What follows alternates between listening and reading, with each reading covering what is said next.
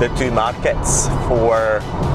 So that is what I'm doing at the moment. I'm recording much of the things that, I mean, I'm shooting every day, and it's kind of funny. I mean, look, I mean, all these sort of things, I don't think this is just the end of it. Interests from the right parties. So this is my marketing strategy.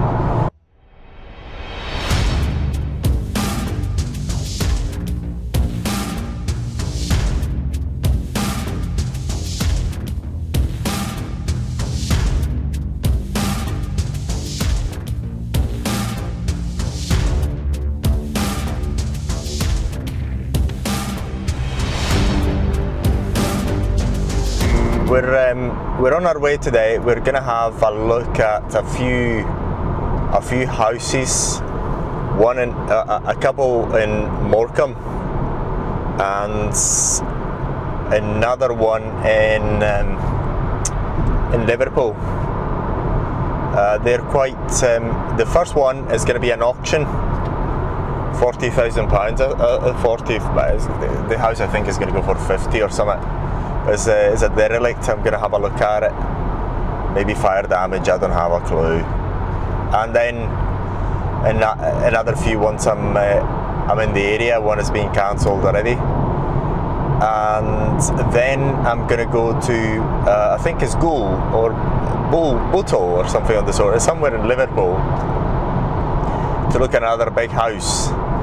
And I've checked the two markets for demands of rooms, and Morecambe seems to be much more preferable than the one in Liverpool. But I mean, that's the interesting thing is I've made the mistake last year, which is not irreparable, because I thought about looking about this Article 4 stopping conversion of homes into HMO, which is actually what they're doing with it. There wasn't any more opportunity. I was wrong. There's still plenty of opportunities. I thought there weren't any opportunities because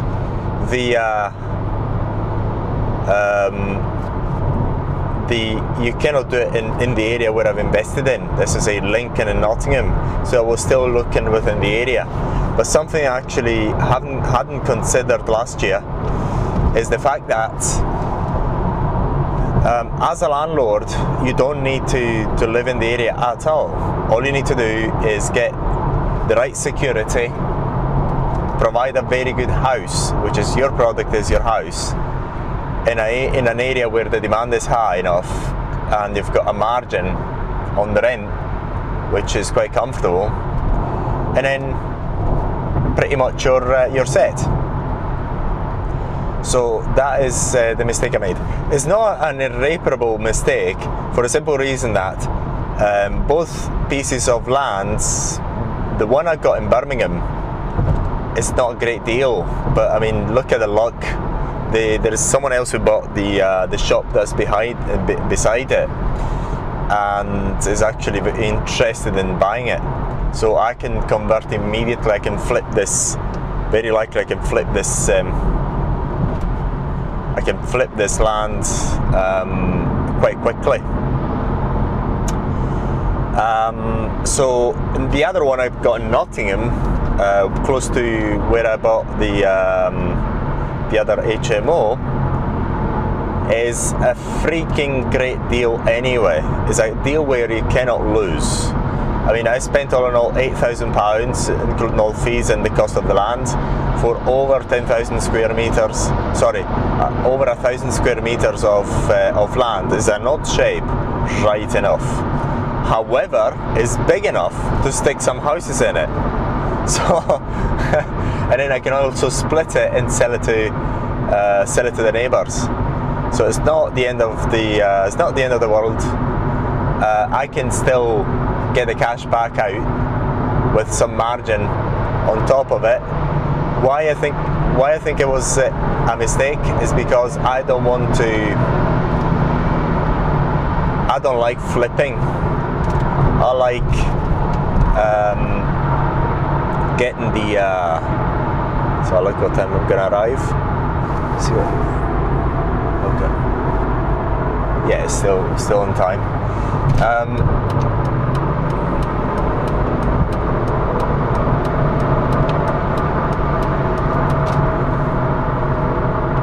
Yeah, what was I saying? So hasn't been a great mistake, because I can still flip them for a profit, which is not my piece of cake. So my plan is, for the one in Birmingham, I already, because I like dreaming big, I already got the drawings for something impressive. So, and what I'll do, because apparently there was a bit of a problem with easements. So what I'll do is, with the help of, I've got to take some time out, I'm going to find out where all the water drain, the sewage drain, electricity, everything, the cables are, and check with the lawyer whether I can actually tap onto them without any further easements. And once I've done that, so I've got the map out of where the cables are and everything else, because that's going to give peace of mind to potential buyers. I'm going to put also the drawings of this impressive freaking thing, which we have made, and then I'm going to advertise it. I'm going to advertise it for sale, and at that point we're going to start negotiating with the neighbouring owner. And then if I can achieve what I consider a decent markup, I'm just going to sell it, because basically that piece of land, I've got the weird feeling that in 10 years or 20 years it's going to be a freaking jewel. It's going to be very sought after. I don't know why I've got that feeling. It's just a strange feeling I've got. I'm sure that in the short term, if I sell it for a profit, I'm going to get a bit of fresh air, a bit of relief for the fact that I've got a bit of cash coming in with profits, and then I'm going to take it tax-free, the profits, because I'm going to reinvest it immediately into real estate. It's not tax-free, it's the deferred tax advantage I'm going to take. I'm going to take advantage of the deferred tax. So look, is there gas there? No, there's no gas. It doesn't matter, I've got enough. I'm going to take advantage of the deferred tax. So I'm going to take that cash, whatever it is that I made profit, without paying any tax, bang, I go and invest it immediately. And I want to invest into another house, an HMO, which I can actually see that I can find anyway. So my job as a landlord is going to be to keep on the lookout for these things, and be always traveling up and down the country to look for these deals. So that's my job as a landlord. So as soon as I find a great deal, bang, I'm going to jump into it. Yes, it's true that Article 4 is restricting HMOs, but once again, if I'm willing to travel and look at many deals, sooner or later I'm going to get a very good deal. So even in this market, but I feel that the market is not as buoyant anymore, the housing market. There's not as many buyers, the price is not, basically you're not fighting as much to acquire assets as a couple of years ago, which is good. So my objective at the moment is to get another cash cow, and yeah, so that's the plan. Yes, and I'm going for this 2-hour drive to get to Morecambe and look at this couple of houses. So that is what I'm doing at the moment. I'm recording much of the things that I do daily, and when you're watching this, it's going to be a bit down the line. I don't know exactly when, because this sort of videos are low priority for us. So the plan is to record everything, keep it on file, and then when we've got the extra resources, then we're gonna publish it. The concept is of personal branding. So I do so many different things, and I think most of them, I mean, there's many things that are of interest to many people, so it's no point on losing all these interesting activities. So at the moment, basically, as I'm recording this, we're unable to edit it and publish it, because we've got our people, 2 members of staff at the moment, focused on projects that are supposedly going to give us a more, how can I put it, I've got a more short-term return, which at the moment, this precise moment in time, is required, because what happened last year, I invested in 2 pieces of land. I refurbished a house, so I used loads of cash. Still have cash as a buffer, so I can't sleep at night. Otherwise, I need to get a good amount of cash as a buffer. I can't use much of it. So I'm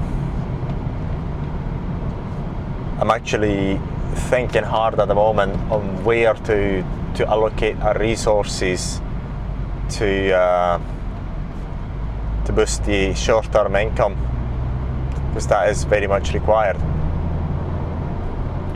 And as soon as that comes in, we're gonna double down in the investments on marketing, on free videos, training videos that could be of use to people.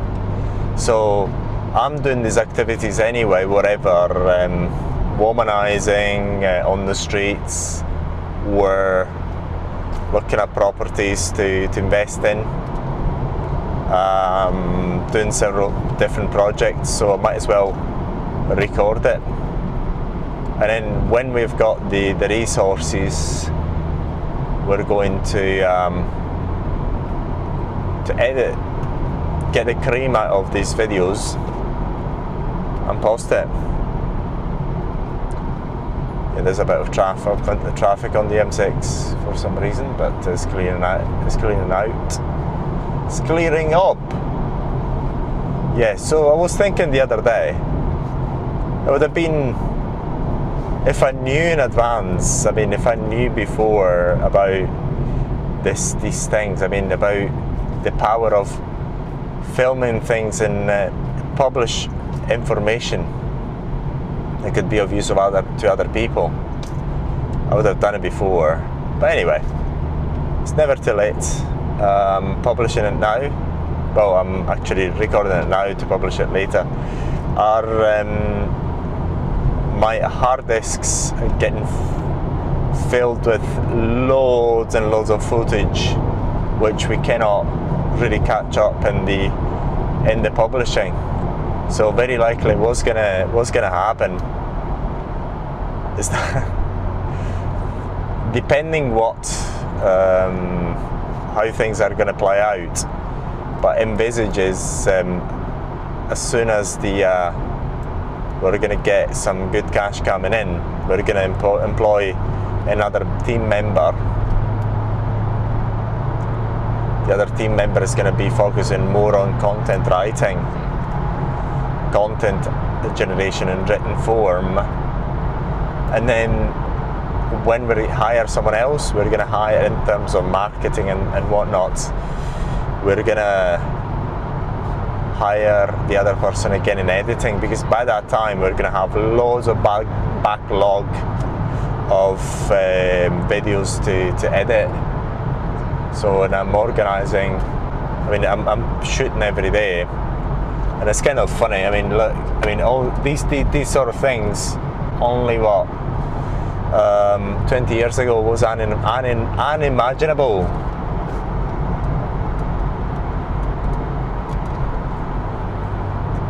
Unimaginable that we would have been able to.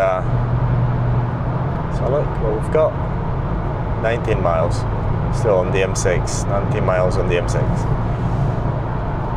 That you would have been able to do something useful while driving. Useful in terms of creating educational content or something interesting. It was unimaginable. And now, just another tip. The way we employ people. So the internet has changed a lot. It's changed the game completely.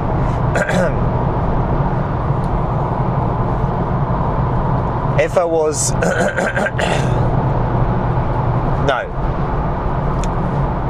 our employees are gonna all gonna be scattered the world over.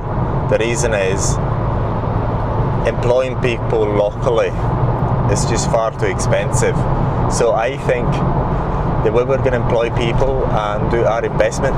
Now, number one, let's put it this way. My marketing strategy is to build useful content all the time. I believe really, really strongly that building useful content and giving it out for free is going to be the only way forward that is going to ensure long-term success. I'm 100% sure. So basically what I'm doing, I'm giving out the best of the best I can give out free of charge. We're not gonna. Maybe I'm gonna sell some books. I'm not sure, but most of the things the best things we're gonna give out free of charge, and the best knowledge we're gonna give out free of charge. And just this alone should attract interests from the right parties. So this is my marketing strategy. In video format, in podcast format, which I was watching a few videos. Seems as if podcast is the new radio, and we already, as 2019, July 2019, the end of July, I think, on the 22nd, I started a podcast channel.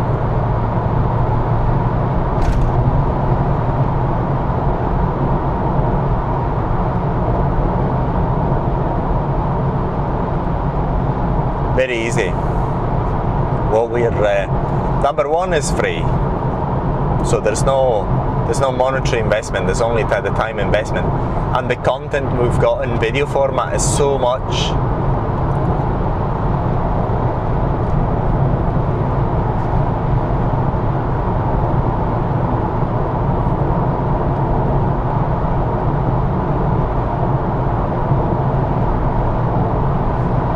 So much that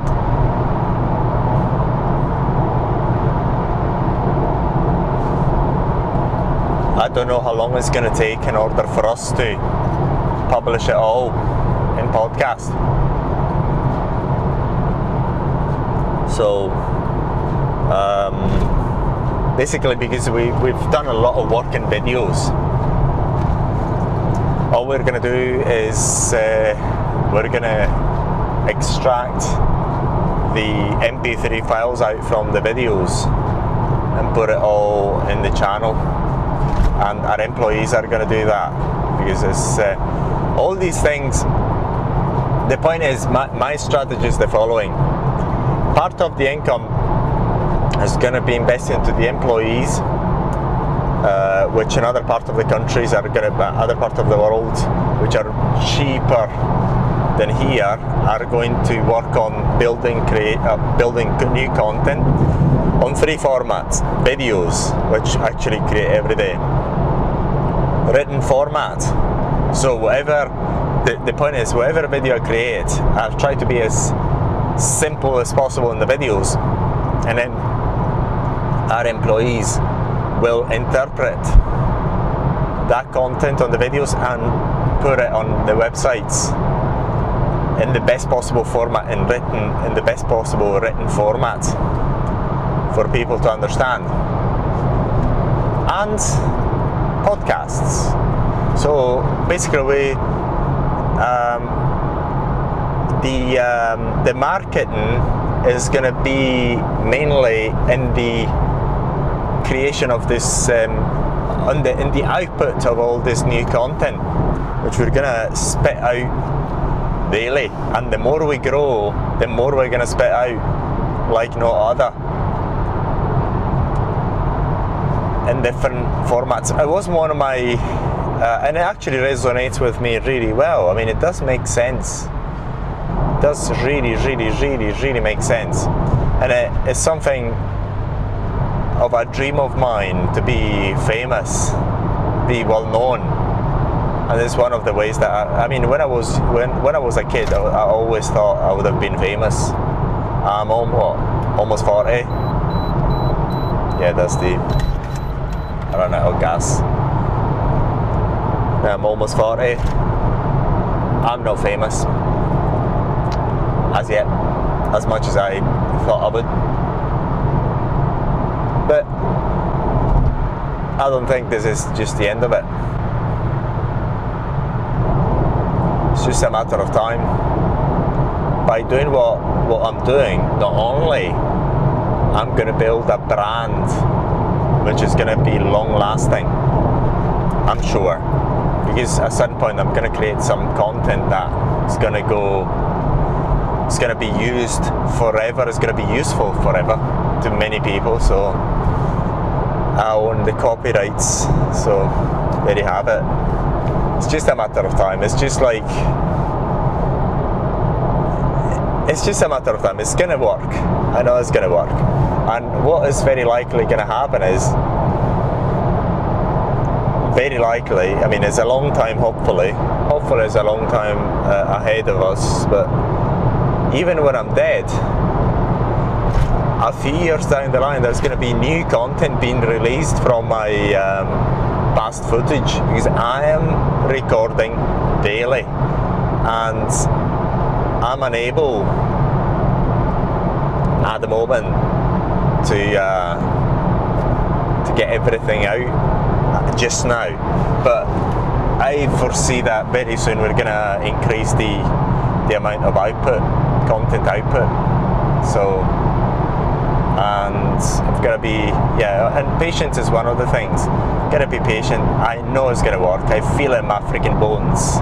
It's going to freaking work, this marketing strategy. I remember when I was working SDC Industries, I was doing things differently.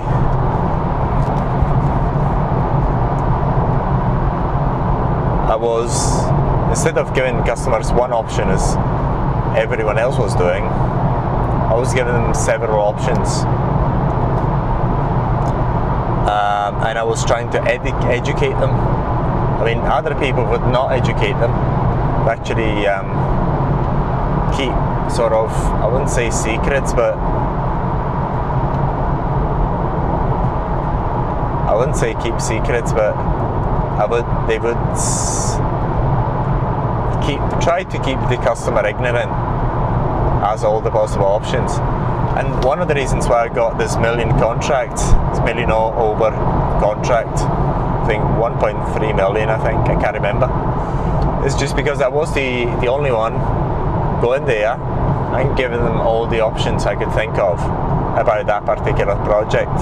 So the decision maker would actually see all the other companies, my company, the company I used to work for, would get 3 different options, and I would actually outline all the possible options that they wouldn't get elsewhere.